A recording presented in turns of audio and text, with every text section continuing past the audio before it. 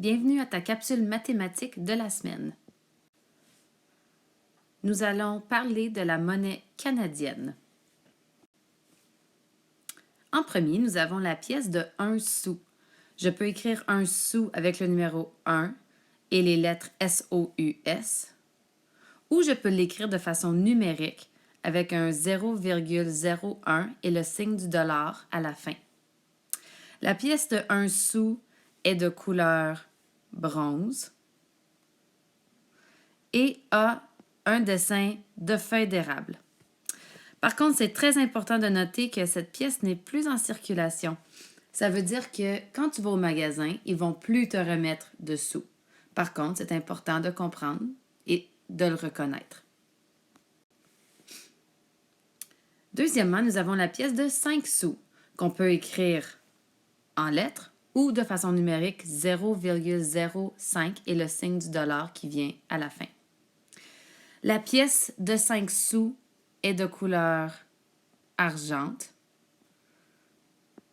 et a le dessin d'un castor. Troisièmement, nous avons la pièce de 10 sous que l'on peut écrire de façon numérique 0,10 et le signe du dollar à la fin.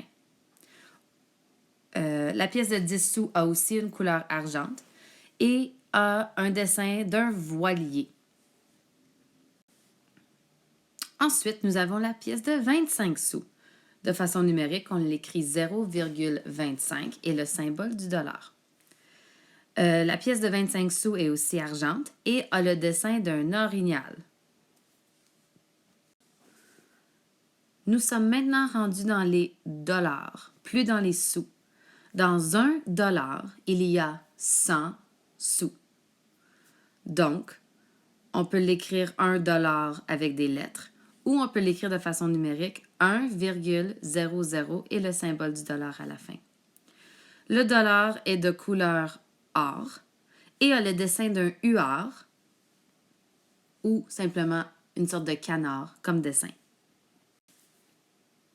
On enchaîne avec la pièce de 2 dollars que l'on peut écrire de façon numérique 2,00 et le symbole du dollar à la fin. Le 2 dollars canadien a 2 couleurs, or à l'intérieur et argent à l'extérieur. Il y a aussi un beau dessin d'un ours polaire au milieu. Comme l'a déjà été mentionné, dans 1 dollar, nous avons 100 sous. Alors, avec tous les différents sous qu'on a, il y a plusieurs façons de faire 1 dollar. Une façon de faire 1 dollar est avec 4 pièces de 25 sous. Alors, c'est comme si tu additionnais 25 plus 25, qui nous donne 50. Et tu ajoutes encore une fois 25 plus 25, qui nous donne 50. Et si tu additionnes 50 et 50, bien, ça nous donne 100 sous. Donc, une façon de faire 1 dollar, c'est avec 4 25 sous. Comme on l'a mentionné, dans 1 dollar, il y a 100 sous. Alors, quand on prend nos pièces de 10, si on prend 10 pièces de 10 sous, on peut faire 1 dollar. Alors, on peut compter par bond de 10. 10, 20, 30, 40, 50, 60, 70, 80, 90, 100. Alors, 10 sous équivaut à 1 dollar. Une autre façon de faire 1 dollar, c'est avec des pièces de 5 sous. Alors, ici, on compterait par bond de 5 pour se rendre jusqu'à 100 sous, ce qui équivaut à 1 dollar.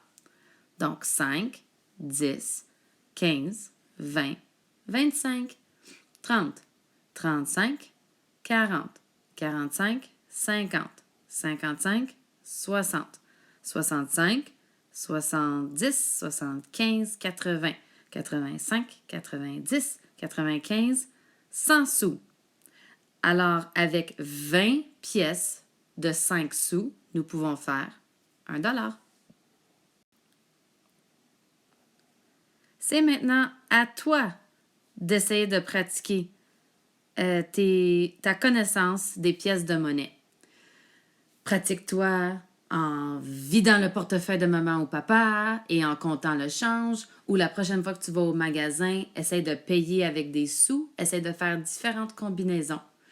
Une fois que tu vas arriver lundi, tu peux nous parler des différentes façons que tu as pratiqué ta connaissance de la monnaie. Amuse-toi!